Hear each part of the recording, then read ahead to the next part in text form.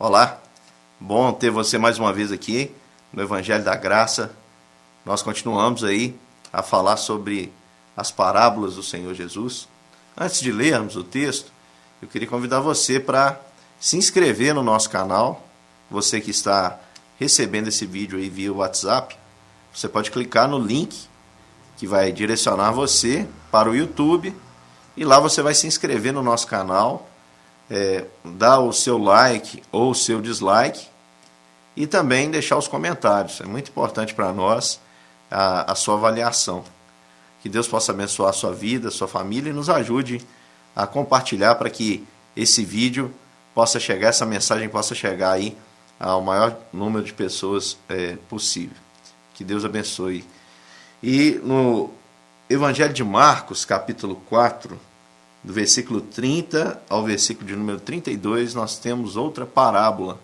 As parábolas, nós temos visto, são pequenas histórias que Jesus contava usando elementos do dia a dia, a fim de trazer uma verdade espiritual, uma realidade espiritual profunda.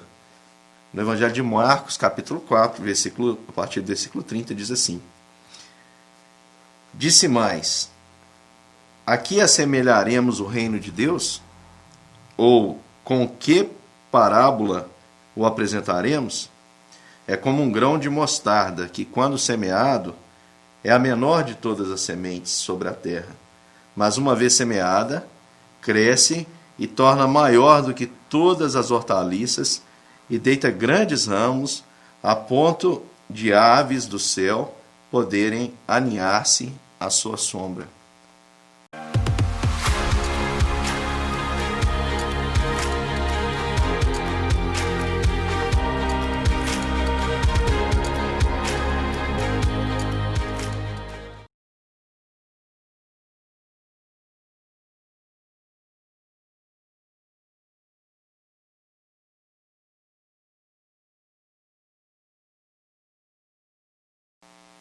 Eu já falei isso aqui, mas vou repetir, não só hoje, mas por diversas vezes, principalmente enquanto estivermos falando sobre as parábolas. Um dos temas que Jesus mais abordou quando usou desse método didático chamado parábola, que significa justamente colocar ao lado com a finalidade de comparar, ou seja, Jesus pegava alguma coisa muito fácil de ser entendida e usava aquele elemento, aquela situação, para poder trazer uma verdade. E um dos temas mais abordados por Jesus é, de fato, o reino de Deus. Jesus vai falar sobre os aspectos do reino de Deus, o que é o reino de Deus, utilizando aí das parábolas. E aqui Jesus utiliza algo muito comum naquela região, que é a mostarda. A mostarda era algo muito comum para os ouvintes de Jesus, e Jesus diz que com que ele pode comparar o reino de Deus? A que assemelharemos o reino de Deus? Ou com que parábola o apresentaremos? Com que história? Qual é a história que eu posso contar para poder mostrar para vocês o que é o reino de Deus? É isso que Jesus está dizendo, e ele então utiliza esse elemento comum àquela sociedade, aos seus ouvintes. Ele diz que o reino de Deus é como um grão de mostarda, que quando semeado é a menor de todas as sementes. A mostarda que é mencionada nas Escrituras não é a mesma mostarda, a hortaliça que nós temos aqui. É diferente. Eu tive a oportunidade, enquanto estudava, de ver um quadro com essa parábola. Era um quadro muito bonito, mostrava um pé de mostarda, essa mostarda que Jesus menciona, havia a passagem bíblica, e ali havia um pacotinho, no cantinho do quadro, um pacotinho com as sementes de mostarda fixados para que você pudesse ter a ideia real do que Jesus estava mencionando. E é impressionante, é um grão extremamente pequeno. É difícil até de separar, pegar um só. É difícil porque é muito pequenininho. É quase que um grãozinho de areia, pequeno, minúsculo. E Jesus disse que o reino de Deus é assim.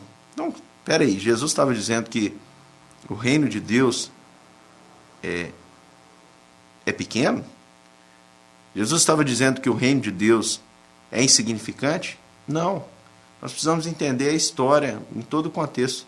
Jesus disse que quando semeado, é a menor de todas as sementes sobre a terra.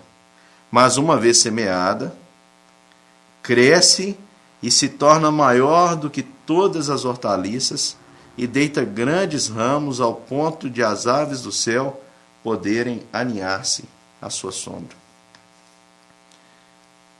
No primeiro momento, é um grão como o grão de mostarda.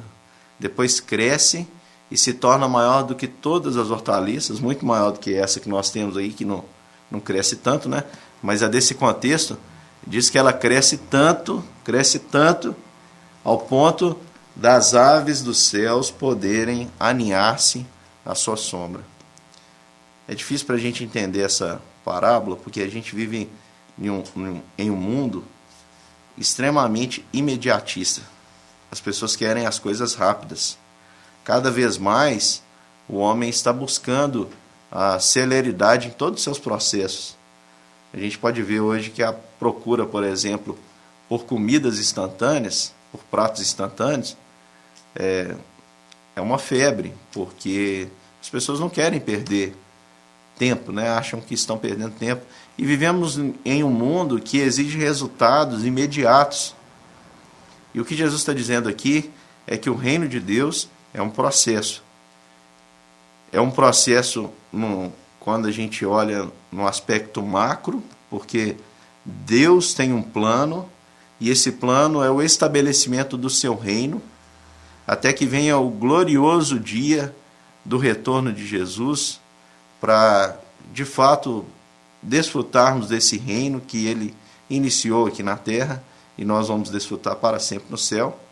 Então, no aspecto macro é um processo, e no aspecto micro também é um processo. O reino de Deus, ele começa assim na minha vida, na sua vida. E quando ele começa pequeno. E quando ele cresce, ele se torna uma árvore tão grande, ao ponto das aves dos céus se aninharem nela. Eu vou tentar explicar para você bem. O reino de Deus, ele não, como Jesus mesmo disse, ele não vem de forma visível. O reino de Deus, as Escrituras nos dizem, não é algo material, não é comida, nem bebida. O reino de Deus, ele começa dentro de nós, ele nos habita. E o reino de Deus é exatamente a ação de Deus no indivíduo, transformando através de um processo onde ele, por sua infinita graça e misericórdia, vai nos moldando para a sua glória e para o seu louvor, a imagem do seu Filho Jesus.